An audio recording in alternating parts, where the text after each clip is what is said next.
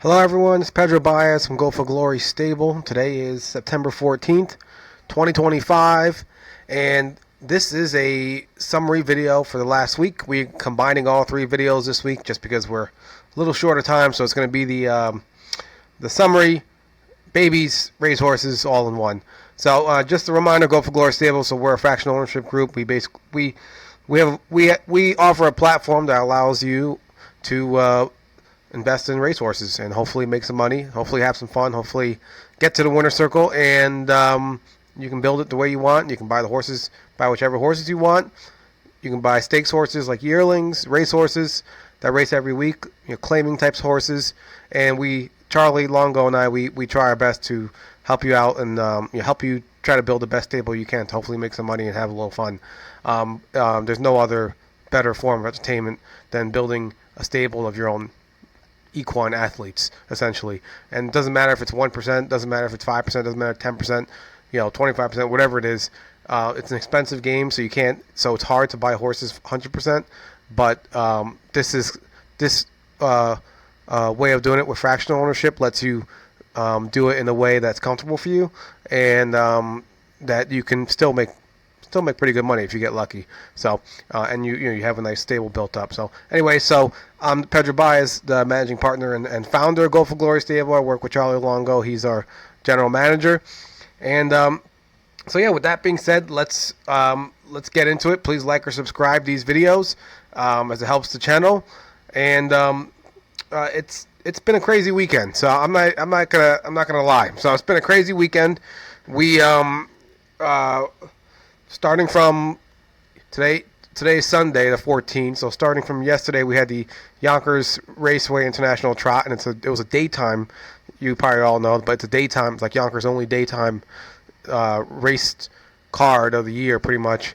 And so it kind of throws everyone off a little bit, but it was good. It was a decent crowd. It's not like the Hamiltonian, Breeders' Crown, stuff like that, but it was good. It was good. It wasn't bad for Yonkers. It drew okay. The inside area where they have the food and the restaurant was open, so that was good. And a couple of guys from and gals from Go for Glory was here, so we were hanging out with them. And it was good racing. It was good racing. So we had the Lexi Cody, the horse from Canada, won the big race, $1 million. Yannick Gingras, his first international trot. Trainer Ron Burke, his first international trot. So it was good. Good day overall. Today I had my youngest daughter's 3-year-old birthday party, so that was my day today. So it's a long day. That's why the videos are coming out a little later than normal. And then tomorrow we have the Goshen sale, the Goshen yearling sale. So we'll see whether I go or not. Charlie Longo's definitely going. Rob Harmon, the trainer's going. We'll see whether I go. There's more. I got some administrative things I got to do for the group. And but we are targeting hopefully 1 to 2 horses, 1 to 2 yearlings, and we like a couple of them in there. It's a good sale, it's a good regional sale for New York, New Jersey, Pennsylvania. Not crazy Pennsylvania, but mainly New York, New Jersey. There's a little sprinkle of some Massachusetts breds in there, but mainly New York. New York is the Goshen sale, and it's not bad. I mean, you won't have your blue chip. You're not really going to see any 6-figure horses in Goshen, but you'll see solid yearlings that have been proven over the years to be sire stakes horses. There have been some Grand Circuit horses come from Goshen sale, and Excelsior, the Excelsior final in New York goes for $100,000 now. So I mean that's legit. The Pennsylvania Stallions goes for $40,000. So do the math. You want to race for $40,000 with 5 legs for $20,000? Or Excelsior in New York for 7 legs for $20,000 for $100,000. So the numbers. New York is a great place to race right now, and Massachusetts, as we know, if you've been following our Massachusetts horses, it's a great place to be as well. So that's what's going on. A lot going on. That Goshen package is almost sold out, so it's like 2%. I think there's only like 2% left. So we'll see how it goes. We got a game plan. Charlie and Rob will be there. We'll see whether I be there. Probably leaning not, just because, just like I said, just administrative things I got to deal with here for the group. But Charlie, he might be there with Rob in the morning, just to kind of do some final checks and inspections of the yearlings we're looking at, and then uh, then the sale. The sale begins at noon. So we'll see. Hopefully, we can get what we're looking for in that price range of 40,000 combined. So, so that's the plan. And then after Goshen, we have Lexington in early October, Harrisburg sale in early November, and then Harrisburg. They also have a big mix sale where they also sell racehorses and things like that, and broodmares. All so that's a big kind of final sale of the year. And then we might purchase. Between then, we're still looking for racehorses.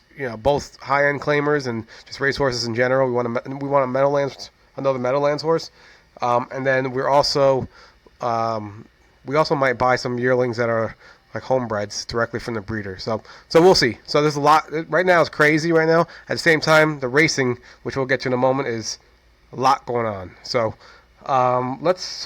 With that being said, let's kind of start with the racing. So Adios My Lindy. Adios My Lindy. She last raced on, I believe, the 4th, September 4th, which was Thursday. So I'm hoping she's going to be in on Thursday this week, the 18th. We'll see. We'll see how things go. Because basically, the thing to keep in mind is Massachusetts Sire Stakes, it basically is like the gauntlet. There's 3 legs, and the first leg starts on Monday the 29th. So September 29th. So there's 3 legs, and then there's a final. The final is like 150 grand. So you don't want to, like, we wouldn't want Adios My Lindy racing in this. I don't know if you can see this last week of September. 22nd, 26th. We wouldn't want her racing there if we can help it, because then then she's like really got to go like 3-4 weeks in a row. So and that's a lot. She's never done that before. So you don't want to kind of push that right off the bat. So my guess is we'll probably race on Thursday this week at Plainridge again. Let's hope we get one of those 3-horse fields again. That was amazing that we had with Geologic. But that's her plan.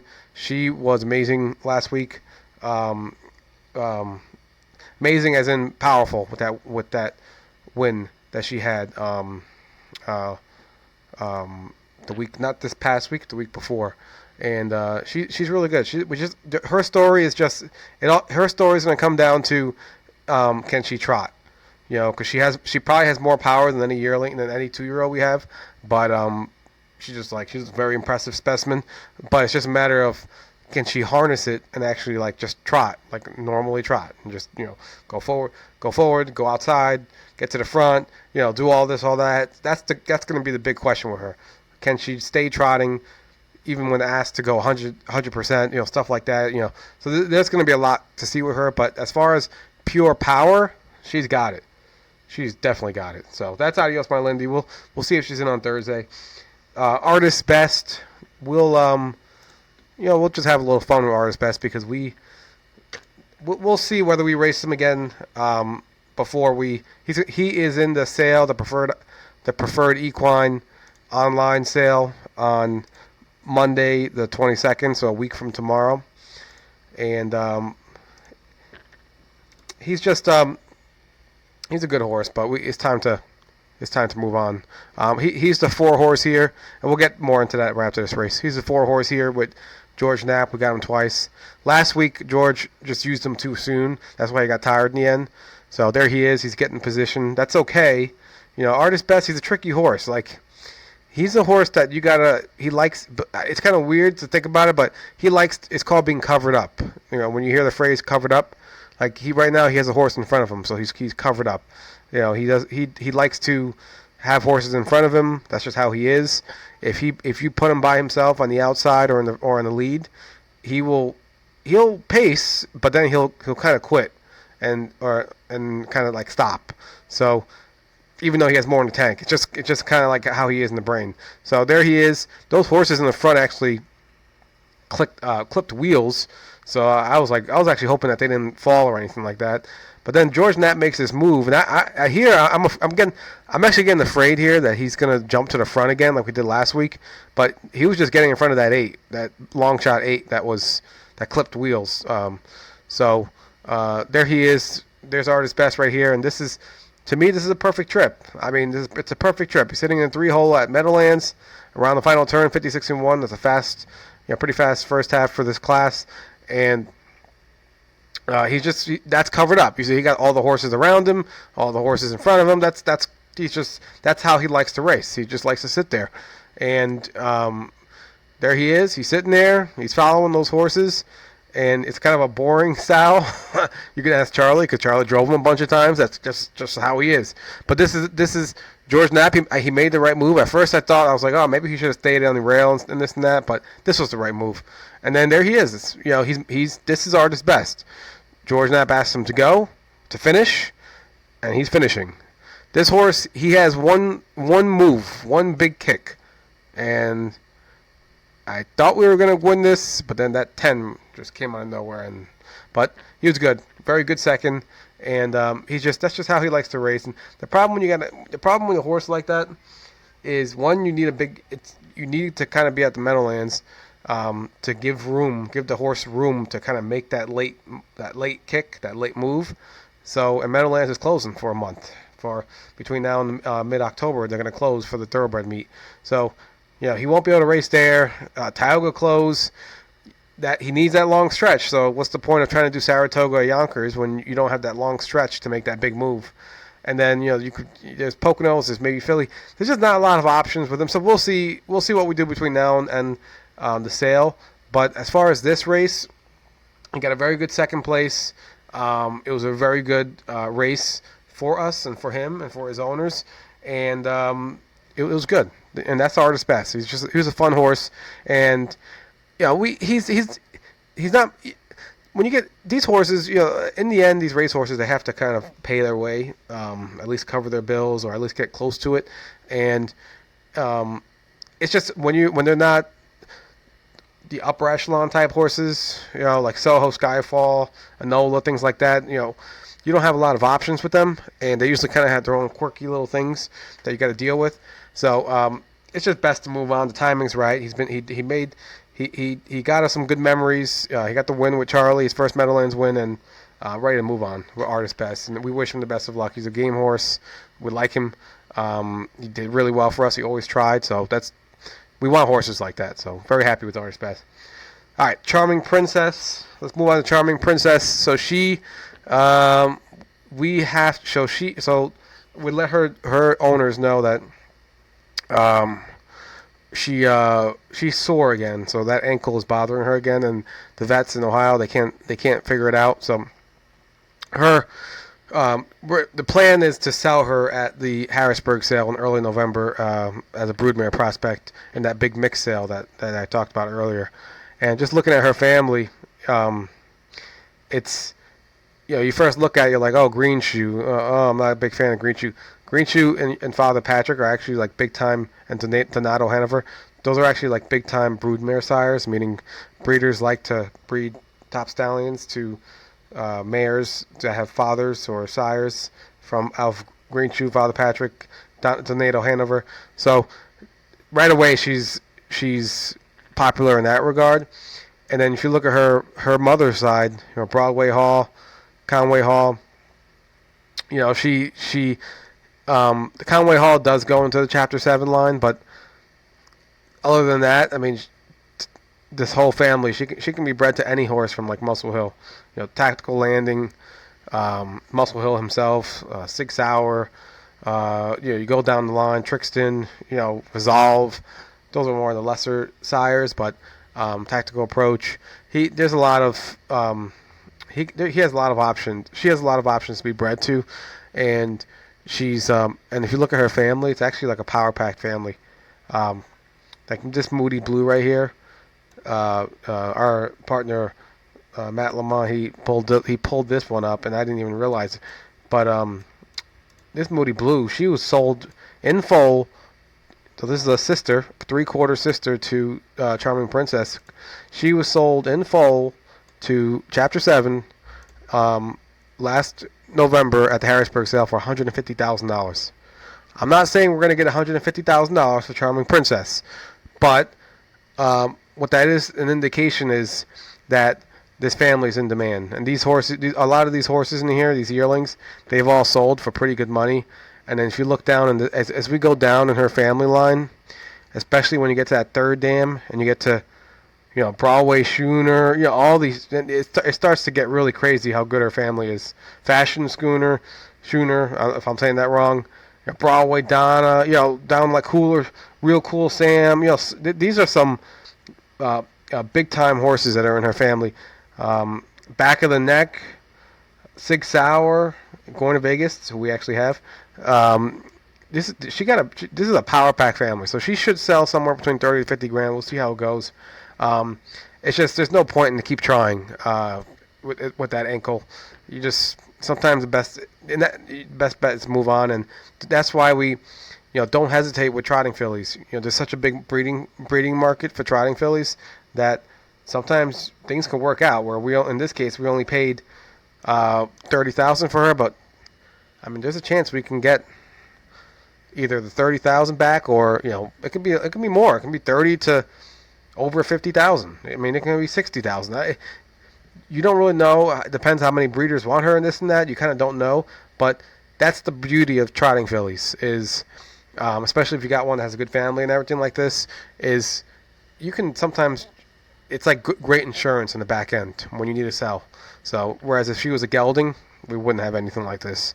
So that's Charming Princess. So that she'll just be turned out, meaning like there's no training bills, stall rent, all that stuff. It should be like really cheap for the next half rest of September and all of October, and then we might have shipping just to ship her to Harrisburg, and then there might be some sale costs or whatnot, but they might include in the sale proceeds or take out from the proceeds. But that would be her plan. So not all racehorses work out, but it was good to take a chance with her. But we knew going in about the residual value she had from a broodmare perspective. So it's coming into play now. So we're using that. So next up is Drill. Drill did not get in this week. We'll see if he can get in, if he can race at some point next week. Before his sale on the 22nd, and same thing with Artist Best. He didn't get a win for us, but he did get he went through a stretch of like second place. I don't even know what it was, 6 weeks in a row. Monticello making like $2,000 a race. So, but he was a fun horse. He just not. They need to be better. He need to be better, and he's better off with a smaller operation, or maybe somewhere in Ohio or something like that. Smaller B tracks, C tracks, and he'll be fine. He's a 4-year-old. He's actually a pretty nice family, so he should be. He's a horse that people will be looking at. Same thing with Artist Best, and we're just better off moving on and focusing on better horses, higher upside yearlings, and that's normal. That's normal, like I said. And when you have, like I said, when you buy these the cheaper horses, it's just hard to find good spots for them consistently, and so in this case, he had a good time. Meadowlands is closing. We actually found a great home at Meadowlands, but they're closing for a month. So same thing. It's time to move on, and wish him the best to his owners. So he'll be in the sale on the preferred online equine sale at 9 Monday the 22nd. Let's move on to Enola. Enola, she is doing fine. We actually entered her for this weekend at Tioga in the Open. The Open trot didn't fill. That's pretty crazy. I mean, that Open trot has been filling every single week, so it's kind of like, what? Like, why wouldn't it fill all of a sudden? But it didn't. And so, talking to Rob Harmon, trying to figure out the game plan and determine that it was, let's just take a break with her right now. She's been racing all year since January. Racing great, racing hard, racing at Yonkers, Tioga. She's been doing a lot of work this year, so she deserves a breather. And it's probably be somewhere between 6 to 8 weeks, and then she'll be back. She'll be back for the winter, and that's the plan, to bring her back nice and fresh for winter racing, and she'll be good. So she deserves it. So no, she's just on a break. Erin, she raced at Saratoga, and she actually had a game second for us over there, and we'll actually watch her race real quick, and she did really well. She's really locked in right now. There was when she had that break at Saratoga not that long ago, where she broke a couple of times in the race. That was kind of like, it just looked so not normal, that we were kind of like, that's not the horse we know. But as you can see here, there she is. She's 3-horse Jay Randall, and I mean she actually, like, she looks really, really smooth, really trotting smooth. Like that little hitch that we see in her trot that we saw early on when we had her, she doesn't really show it that much, and Rob did do a lot of work with her, so maybe that work is what helped. But there she is. She's sitting there. She's actually showing a little bit more gait speed than she has been, and there she is. You can see her right there, right there, the 3-horse. You can see she actually does have like that. Not there, but if you look ever so closely, she has like a little hike or a little hitch in her trot, but she doesn't break. And this was a good race. $13,000. That 2-horse is really good. It's a mare as well, and she's actually a really good mare, trotting mare. So this was not an easy race in that regard. The other horses were okay, but that 2 in particular, that's in the front, was actually really good. And that 2 slowed it down, as you can see here, 31-2 second quarter. That's crazy. 31-2 second quarter. So I mean, we complain about 30-second second quarters. 31-2 is like ridiculous. Like, she slowed it to a crawl, and then they're sprinting basically the rest of the way. Aaron's right outside him, right outside her, nose to nose. Gets in front of her a little bit here, but that horse is still fighting. It's a good horse. So I mean, there's nothing to get upset about or anything. The trip is perfect by Jay Randall. I mean, it's tough to go first over from the 5-hole. You ideally would have liked to get out better, but I mean, I'm not going to complain. She was a good horse, and he put her in play. So she went nose to nose with this horse, and it actually looked like she was going to win most of this race. Even here, she still looks good. She still looks like she's coming, but they got into that 2 a little bit, and she stuck it in. She held the win, but Erin's good. She's good. She got the 8-hole now this week, so this is how racing goes. So we're just praying for a check. So, but she's good. She's excellent. She's really sharp right now. Geologic. Unfortunately, I do not have a replay because he was in a non-betting race, but he won that race. And I'll just show you his lines. And he was like super good. It was a 3-horse race. I told one of the owners, he was asking me about the race. I said it's really like a 2-horse race, which, as you can see here, it basically turned out to be a 2-horse race because that 1 horse was nowhere in sight. But it was a 3-horse race, and basically what I liked about it was that Brett Beckwith let the filly who beat Geologic last time by a nose. Brett Beckwith let her get in front of Geologic, so Geologic was actually sitting right behind that horse the whole entire time, and then he did basically to that horse what that horse did to Geologic was, as you can see here, even in the stretch, how do I say this? He didn't go outside. He didn't make Brett Beckwith didn't make his move until like the last quarter. Like, they were sitting. It was like sitting in pole position. Well, not pole position. It was like 3-2, 3-2-1. That 3-horse was was on the lead, and Geologic was behind it. They were sitting like that the whole entire race, and then right around pretty much the last quarter is when Brett took Geologic out to go outside that 3 and try to pass her. And they were flying that last quarter. So as you can see here, the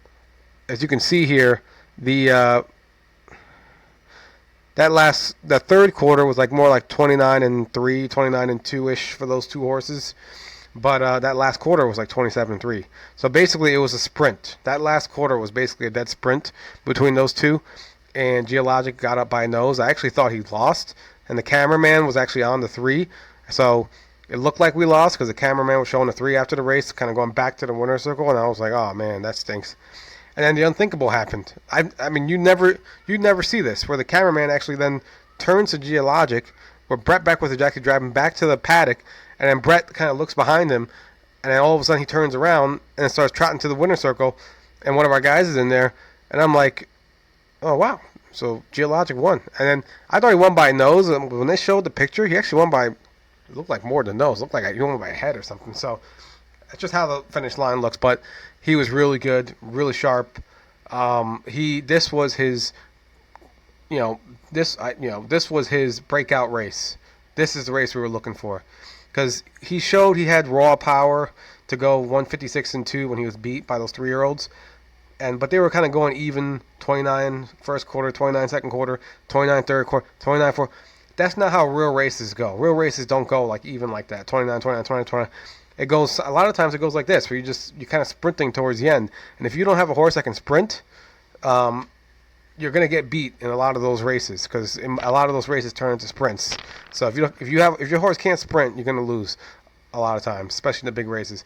So the fact that he showed us that he can sprint and do a 27-3 last quarter and stay trotting the whole entire time and keep fighting and keep trying to win, that was huge. 57-1 back half, he's arrived. So we needed to see that. Up to this point, I would have said he's more like a Pennsylvania Stallions type, but with this performance, he would have crushed the Pennsylvania Stallions this year, the 2-year-old trotters, and he would probably have been more like, if he wanted to, like competing with the 2-year-old Pennsylvania Sire Stakes. But there's still more to go. The next step with him is Sire Stakes, so it's in 2 weeks, and on the 29th, and then we'll kind of see who's in there. But based off of what Geologic has done so far, there's no reason why he can't compete and be top 2, top 3. Or the best. There's no reason.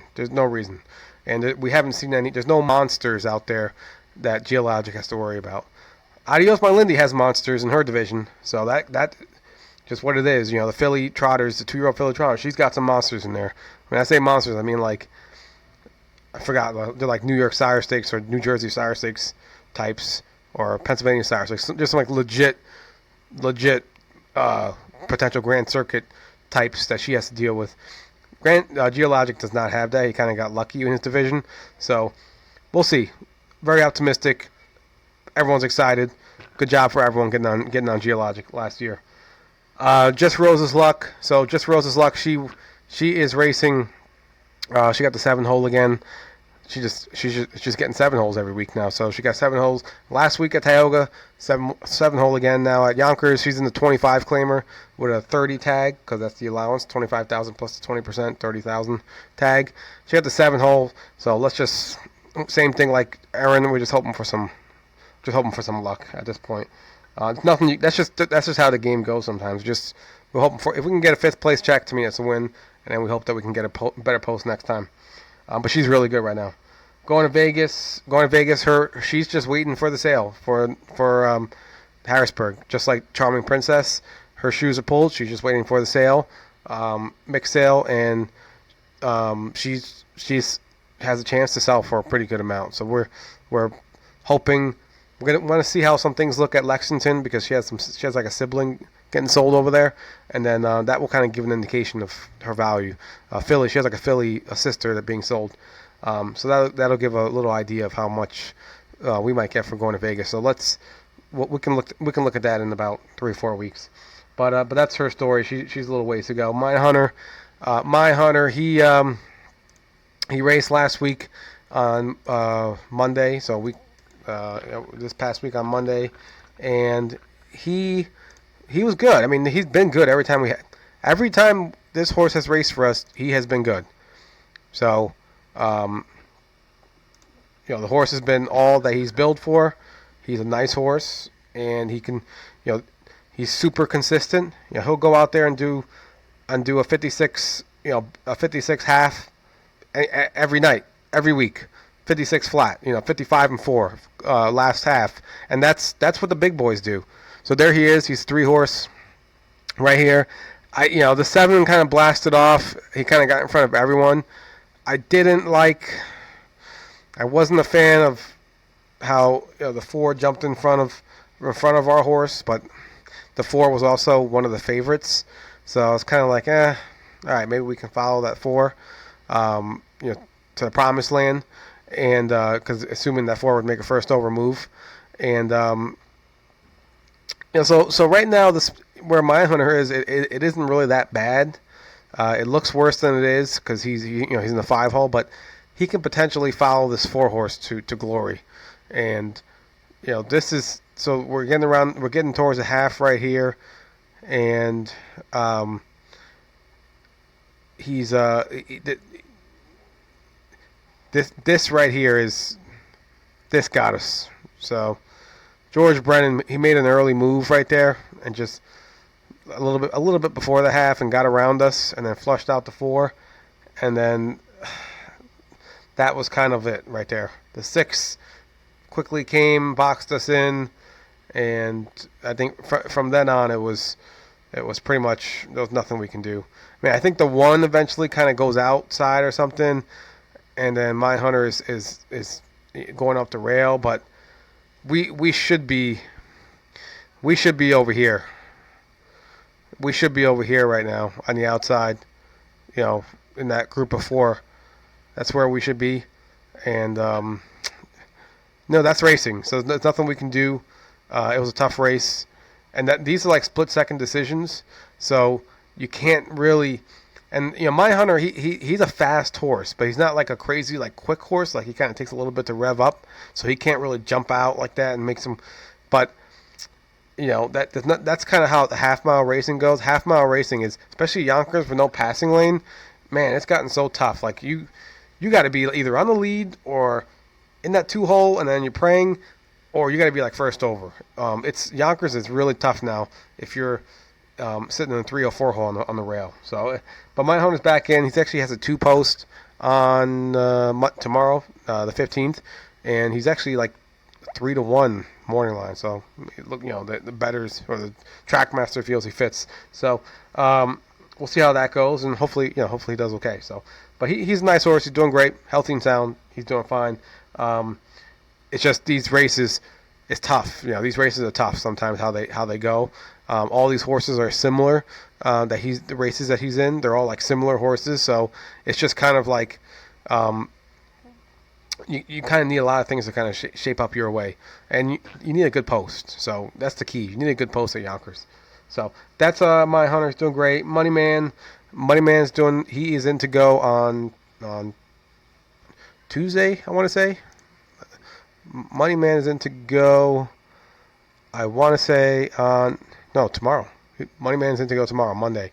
So he is racing tomorrow on Monday at Plain Ridge. We'll see how it goes. He's actually one of the favorites, or the favorite, from the 7-hole, 20,000 race. So we'll see how it goes. That's his last. Would be his last tune-up before the big boy Massachusetts Irish Stakes. Muscle. We'll move to Ship's Revenge. Ship's Revenge. I'm not going to do that replay because it was an interesting race where she was just, the horses she was facing, there were just some really good horses in there. So I can't really fault her. It's just there were some new horses. That division that she's in, it has it's a lot of horses racing that one class. It's kind of crazy. On her day of racing, there's 3 or 4, that same non-winners of 2, there's 3 or 4 classes in there, divisions in there. And there are a few horses that are way above the rest of them. And her race, she just happened to have 3 of them in her same race.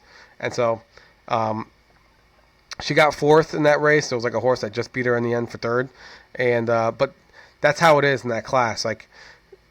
Sometimes you'll draw easier ones, and she can just do some major damage from the 7-hole, 8 posts. And sometimes she has a good post, but then you get all these really, really nice ones that happen to just fall in the same division that she's in. That's what happened last week. So she's in to go on Tuesday, but she got the 7-hole again. She's back to getting drawn outside, so we just gotta hang in there, and we'll see how she does. But she fits really well in that class. Like I said, it's just she kind of got perfect storm in her race with how it shaped up and the draw went.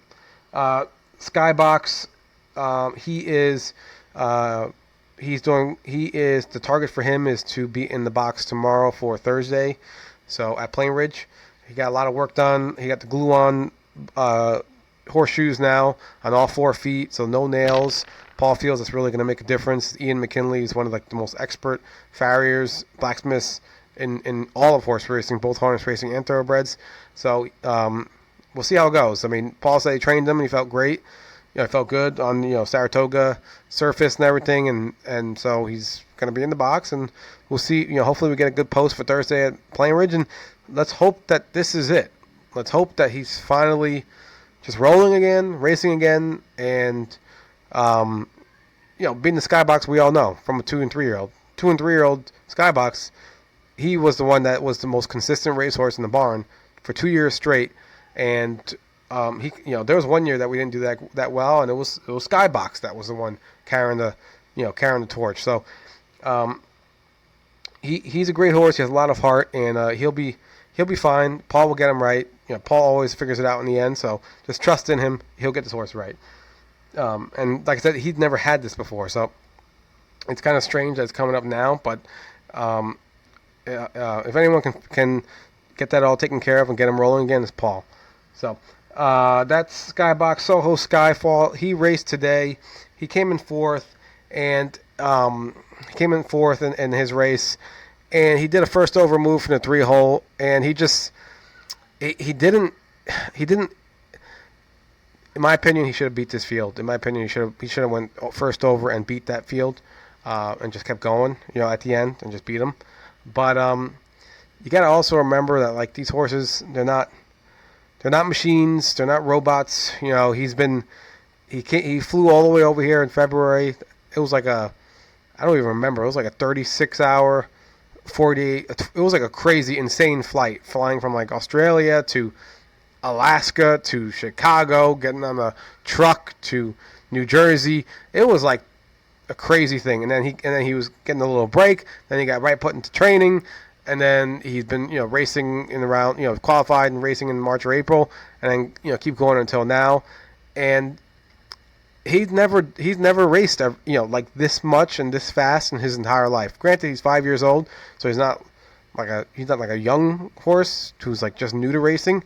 So he's got muscle to him and things like that, but and strength. But still, I mean, he's never done this in his life. So he just right now we're going to give him a break. He's probably going to get somewhere around 6 weeks ish. We'll see, kind of in that range, similar to Enola. He deserves it though. He's been racing really good. He's been racing really consistent. Doing it on the half. He's been really nice for us, and he deserves it. So he's just gonna get a little breather. Like I said, this is new to him. He hasn't done this, so horses like that, you gotta kind of like, all right, let's just take it easy now. He's gonna enjoy some time in the grass, in the paddock, eating grass, hanging out, and just taking a little vacation. So, and then we'll bring him back, train back, and then get rolling again. But that's Soho Skyfall. He's been really good for us this year, and I'm very happy how he turned out. He's been a real pleasant surprise for us. So that's his story, and but he still, even with all that being said, he still did like a 56 and 4 back half today. So like it wasn't even like he still was pretty good. But I'm just gonna get a little breather. But he's doing fine. Second chapter was just right now we're just hoping that at some point, in this week or next week, that he can qualify. He's trained in 2:03 at Vernon, which is really fast. It's like qualifier speed pretty much. And then, but he kind of like hit his knee, or not hit his knee. I think he hit his leg or his knee. Maybe it was his knee, and it got a little bit inflamed. So Paul's been kind of working on him, just working on the shoeing, try to get. You got to change when you to correct a lot of these things. You got to change the shoes and the angles and the types of shoes and this and that, and that makes the horse's gait a little bit different. And sometimes the gait would get them off, get them away from like the legs that they were hitting. Like they might change their gait a little bit to get them to that it's not interfering or hitting their legs at all. And so Paul's been working on him, but it seems like he's close. It seems like he's within a week or two away from qualifying. And at this point, for me personally, I just want to see what we got. Horses all come, they mature at their own rate and their own time frame. Sometimes they don't make it at all as 2-year-olds.